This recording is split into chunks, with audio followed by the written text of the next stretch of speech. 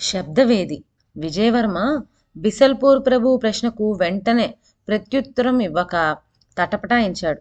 అయ్యేసరికి మళ్ళీ ఆయన అదే ప్రశ్న అడిగాడు.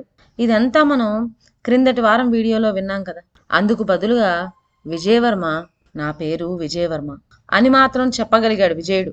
మిమ్మల్ని గురించి నేను తెలుసుకోవాల్సింది ఇంతేనా అని ప్రశ్నించాడు బిసల్పూర్ ప్రభు.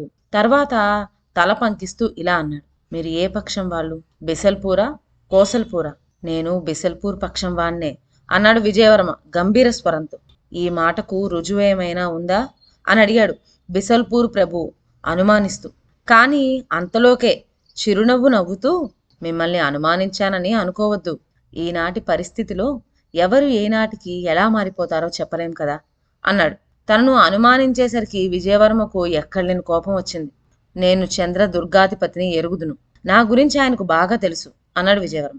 చంద్రదుర్గాధిపతి పేరు చెవిన పడేసరికి బిసల్పూర్ ప్రభు ముఖం ప్రసన్నమైంది. సరే, ఇక నీ గురించి నాకు అనుమానాలేమీ లేవు. ఈ ఉన్న సైన్యంతో దేవపూర్ జయించవచ్చునని నేను అభిప్రాయపడుతున్నాను. నాకన్నా నీవు ముందు నుంచే ఈ ప్రాంతంలో ఉన్నవాడివి కనుక నీ అభిప్రాయం అడుగుతున్నాను. దాపరికం లేకుండా మాట్లాడు అన్నాడు బిసల్పూర్ ప్రభు. క్షణకాలం ఆలోచించాడు విజయవర్మ. మన సైనిక బలం ఎంతో తెలిస్తే నేను మీకు తగిన సలహా ఇవ్వగలను అన్నాడు. నా వెంట గుర్రపు దళం, కల్పబలం అంతా కలిసి 700-800 మంది ఉంటారు. సాయంకాలానికి దాదాపు 1000 మంది సైనికులతో చంద్రదుర్గాధిపతి మనకు సాయం వస్తాడు అన్నాడు బిసల్పూర్ ప్రభు. అయితే అలాంటి పక్షంలో మనం దేవపూర్ను పూర్తిగా జయించలేకపోయినా శత్రువుల్ని దెబ్బతీయవచ్చు అన్నాడు విజయవర్మ. అయితే మన వ్యూహం ఏమిటి అని అడిగాడు బిసల్పూర్ ప్రభు. మనం ఎంత హఠాత్తుగా దేవపూర్ మీద దాడి చేయగలిగితే విజయం అంత మనకు చేకూరుతుంది. దేవపూర్కు ఈ అడవికి మధ్యనున్న మేలు పొడువు ఖాళీ ప్రదేశాన్ని శత్రువులు చూడకుండా మనం దాటితే వాళ్ళను నిరాయుధులుగానే మనం నుగ్గు చేయవచ్చు అని చెప్పాడు విజయవర్మ. సరే, దాడికి ఏర్పాట్లు చేయించు. ఈ పరిసరాలు బాగా తెలిసిన వాడివి కనుక ఈ కార్యభారం నీ మీదనే ఉంచుతున్నాను అంటూ బిసల్పూర్ ప్రభువు గూడారంలోంచి లేచాడు. విజయవర్మ ఆజ్ఞ మేరకు బిసల్పూర్ అశ్విక దళాలు ముందు కదిలినాయి. వెనక బారులు తీరి పదాతి సైనికులు నడవసాగారు. విజయవర్మ, బిసల్పూర్ ప్రభువు 2 ఉత్తమ అశ్వాలను అధిరోహించి సైన్యానికి ముందు బయలుదేరారు. కొద్దిసేపట్లో సైన్యమంతా దేవపూర్ వైపు అడవి చివరకు చేరారు. బిసల్పూర్ ప్రభువుతో విజయవర్మ సంప్రదించాడు. ముందు గుర్రపు దళం శరవేగంతో ఆ ఖాళీ ప్రదేశాన్ని దాటి అక్కడికి చేరువలో ఉన్న దేవపూర్ పొలిమేర్ను ఆక్రమించాలి. వెనుకనే కాల్బలం వచ్చి చేరితే తర్వాత ముందుకు చొచ్చుకుపోవచ్చు బిసల్పూర్ ప్రభువు ఆజ్ఞాపించాడు. మొత్తం గుర్రపు దళం అడవి నుంచి బయటకు వచ్చి శరవేగంతో దేవపూర్ కేసి పరిగెత్తసాగింది. అదే సమయంలో దేవపూర్లో గుడిగంటలు మోగజొచ్చినాయి. హెచ్చరిస్తూ తప్పెట్లు, బాకాలు మోగినాయి. మనం రావటాన్ని శత్రువులు పసికట్టారు. అయినా పర్వాలేదు, ముందు మనం ఆ కనబడే పొలిమేరు ప్రాంతంలోని ఇళ్లను ఆక్రమించుకోగలిగితే వాటిని రక్షణగా పెట్టుకొని శత్రువులను నిలవరించవచ్చు అన్నాడు విజయవర్మ. మంచి ఆలోచన.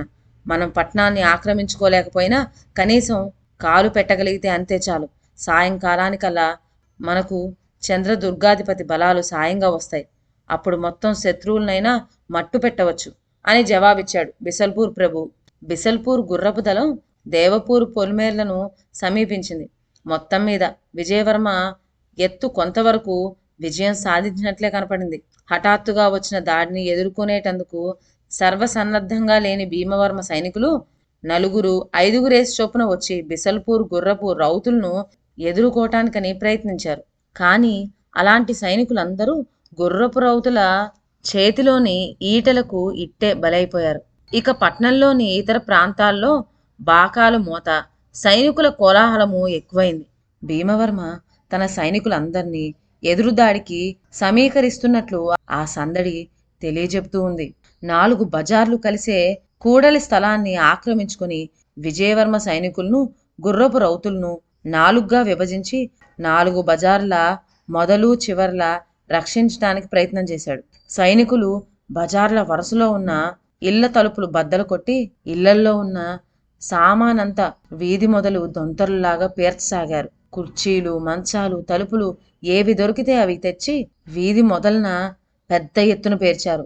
వాటి వెనక ధనుర్బాణాలు ధరించిన కాల్బల్ సైనికులు వాళ్ళకు కొంచెం వెనకగా ఈటెలు బల్లెలు పట్టి సిద్ధంగా ఉన్న గుర్రపు రౌతులను నించోబెట్టారు. కాసేపటికల్లా భీమవర్మ తన సైనికులతో ఎదురుముట్టడి ప్రారంభించాడు. కూడలి స్థానం మీద దేవపూర్ జమీందారు నాయకత్వంలో ఉన్న సైనికులు, వీధి కొసల వైపు నుంచి భీమవర్మ అతని అనుచరుల నాయకత్వంలో ఉన్న సైనికులు బాణాల వర్షం కురిపించసాగారు.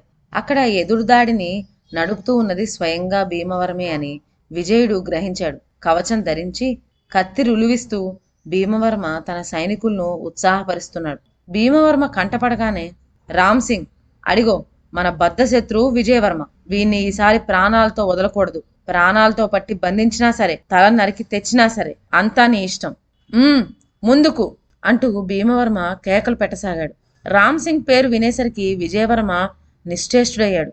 తను రామ్ సింగ్ మునుపు ప్రాణ స్నేహితులు. శబ్దవేది ముసలి గంగులను బాణంతో హతమార్చినప్పుడు దానికి కట్టి ఉన్న లేఖలో రామ్ సింగ్ సోమ్నగర్ తగలపెట్టినట్టు రాసి ఉంది. ఆనాటి నుంచి క్రమక్రమంగా ఇద్దరూ ప్రబల శత్రువులయ్యారు. ఈనాటికి పగ తీర్చుకునే అవకాశం చిక్కింది కదా అని విజయవర్మ ఎంతో సంతోషించాడు. ఇంతలో వీధి మొదట్లో పేర్చిన ఆటంకాలను ఒక మూల ఛేదించి రామ్ సింగ్ లోపలికి జొరబడ్డాడు. రామ్ సింగ్తో బాహాబాహి యుద్ధానికే ఉవ్విళ్ళు ఊరుతున్న విజయవర్మ ఒక్క దూకులో ముందుకు పోయి అతడితో కత్తి యుద్ధానికి తలపడ్డాడు. 4-5 నిమిషాల పాటు పోరు జరిగేసరికి విజయలక్ష్మి ఎవరిని వరించబోతోందో అందరికీ తెలిసిపోయింది. అలసిపోయిన రామ్ సింగ్ ఒక్కొక్క అడుగు వెనక్కి వేస్తూ తన సైనిక సమూహం కేసి జరగసాగాడు. అపరిమితమైన ఉత్సాహంతో, పౌరుషంతో విజయవర్మ కవ్విస్తూ కత్తి తిప్పసాగాడు. సరిగ్గా వీధికి అడ్డంగా పరిచి ఉన్న రక్షలను సమీపించేసరికి చెల్లా చెదిరై ఉన్న మంచాలు, కుర్చీలు అక్కడ పోరాడుతున్న యోధుల కాళ్లకు తగిలినాయి. వాళ్ళు కాళ్ళు జారి అటు ఇటు పడిపోసాగారు. అలాంటి స్థితిలో రామ్ సింగ్ కాలు జారడం, మరుక్షణమే విజయవర్మ కత్తెత్తి అతని తలను మొండెం నుంచి వేరు చేయటం ఒక్కసారిగా జరిగిపోయినాయి. ఆ దృశ్యం చూసిన బిసల్పూర్ సైనికులు జయజయధ్వనులు చేశారు. భీమవర్మ సైనికులు భీతితో వెన్నిచ్చి పరిగెత్తసాగారు. భీమవర్మ చేసిన హెచ్చరికలు కానీ, ఇచ్చిన ఆజ్ఞలు కానీ పిరికి గుండెలతో పారిపోతున్న సైనికులను ఆపి తిరిగి యుద్ధానికి తలపెట్టేటట్టు చేయలేకపోయినాయి. నీ సాహసానికి, చాకచక్యానికి చాలా సంతోషించాను. భీమవర్మ సైనికులు వెన్నిచ్చి పారిపోతున్నారు. ఇదే అదునులో నర్మదా నది తీరంలోని వాళ్ళ ముఖ్య భవనాన్ని కూడా ముట్టడిస్తే మనం పూర్తిగా జయించగలం అనుకుంటున్నాను. ఈ విషయంలో నీ అభిప్రాయం ఏమిటి అని అడిగాడు బిసల్పూర్ ప్రభు. విజయుడు మారు ఆలోచన లేకుండా ఈ ప్రయత్నానికి అంగీకరించాడు. నర్మదా నది తీర భవనంలోనే కరుణ బంధితురాలయ్యింది. ఆమెను ఎంత త్వరగా తను విముక్తురాలిని చేయగలిగితే అంత క్షేమమని విజయవర్మ తలిచాడు. భవనం కోసం ఎంతో పోరు జరపవలసి వస్తుందని భావించిన విజయవర్మ నిరాశ చెందాడు. భవన ముఖ్య ద్వారం వద్ద ఎదురించిన కొద్దిపాటి సైనికులను, లోపల తలపడిన కొద్దిమందిని హతమార్చడం త్రుట్లో జరిగిపోయింది. భవనంలోని ఏ ప్రాంతంలో కరుణ బంధించబడి ఉన్నదో తెలియని విజయవర్మ ప్రతి గది తలుపును సైనికుల సాయంతో బద్దలు కొట్టించి వెతకసాగాడు. కానీ ఎంత వెతికినా కరుణ కనపడలేదు. నిరాశతో భవనం మెట్లు దిగి కిందకి వస్తున్న విజయవర్మకు హఠాత్తుగా ఒక ఆలోచన తట్టింది. అతడు సరాసరి భవనం చివరి మెట్ల వరకు ఎక్కి ఒక మూలన బురుజులా ఏర్పడి ఉన్న ఒక చోట నుండి అడవికేసి చూశాడు. 40-50 మంది గుర్రపు రౌతులు కొంత కాల్బలము అడవికేసి హుటాహుటిన పారిపోతూ ఉండడం విజయవర్మ కంటపడింది. వాళ్ళు తప్పక భీమవర్మ వాళ్ళే అయి ఉంటారని, కరుణను కూడా బంధించి వెంట తీసుకుపోతున్నారని విజయవర్మ గ్రహించాడు. విజయవర్మ తన సైనికులను వెంటబెట్టుకొని భీమవర్మను వెంబడించాడు. కొద్దిసేపట్లో అడవి సమీపించి సైనికులకు హెచ్చరిక చేసి లోపలకు జొరబడ్డాడు. మరుక్షణమే గొప్ప యుద్ధం జరుగుతున్న కోలాహలం అతనికి వినిపించింది. ఆ కోలాహలం అడవిలోని దేవాలయ ప్రాంతం నుంచి వస్తున్నట్లు విజయవర్మ గుర్తుపట్టగలిగాడు. సైనికులను ఆ వైపు కదలండి అని ఆజ్ఞ చేసేటంతలో పడవల పానయ్య ఒక చెట్టు మీద నుంచి కిందకు దూకి, విజయ, ఇదే మనకు మంచి సమయం. భీమవరమతో చండీదాసు స్వయంగా పోరాటానికి తలపడ్డాడు. పద త్వరగా అంటూ కేకపెట్టాడు. విజయవర్మ ఆ ప్రాంతానికి వెళ్ళేసరికి యుద్ధం దాదాపు ముగిసింది. చండీదాసు పారిపోతున్న భీమవర్మ అనుచరులు కొద్దిమందిని వేటాడేందుకు తన అనుచరులను పూచికొలుపుతున్నాడు. చండీదాసును చూడగానే విజయవర్మ, కరుణ ఎక్కడుంది? భీమవర్మ, సోమశర్మలు పారిపోయారా అని ఆత్రంతో అడిగాడు. జవాబుగా చండీదాసు పెద్ద నవ్వు నవ్వి, కరుణ ఇక్కడే ఉంది. భీమవర్మ సోమశర్మలు వాళ్ళ పాపాలను తలుచుకుంటూ ప్రాణాలు వదిలారు. కత్తిపోటుకు చచ్చిన భీమవర్మ, బాణం దెబ్బకు ప్రాణాలు వదిలిన సోమశర్మ ఇక్కడనే ఉన్నారు. కానీ సోమ్నగర్ తగలిపెట్టిన రామ్ సింగ్ తప్పించుకున్నాడు అన్నాడు. రామ్ సింగ్ తప్పించుకుపోలేదు.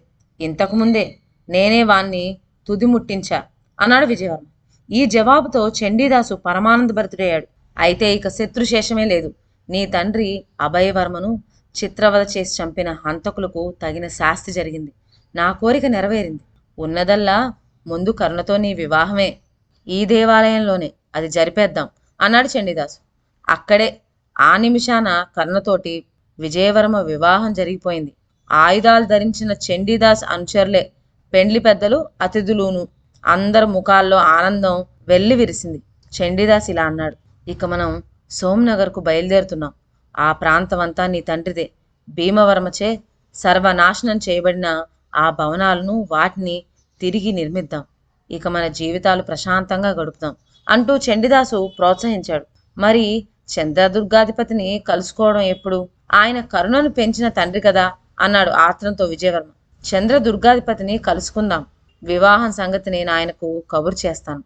ముందు సోమనగర్కు బయలుదేరాలి అన్నాడు చండీదాసు. అయితే నేను సోమనగర్కే. నా రహస్య గృహాన్ని ఇంతటితో వదిలేస్తున్నాను అన్నాడు పడవల పానయ్య. పానయ్య మాటలకు అందరూ నవ్వారు. విజయవర్మ కరుణలకు అటూ ఇటూ పానయ్య చండీదాసులు నడవగా విజయధ్వనులు చేస్తున్న సైనికులు అనుచరులు వెంటరాగా అందరూ సోమనగర్ కేసి బయలుదేరారు. ఇదండి శబ్దవేది కథ.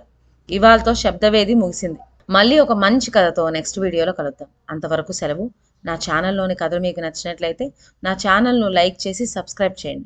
షేర్ చేయటం మర్చిపోవద్దు. కొత్త కథల నోటిఫికేషన్ కోసం బెల్ ఐకాన్ ప్రెస్ చేయండి. Thank you.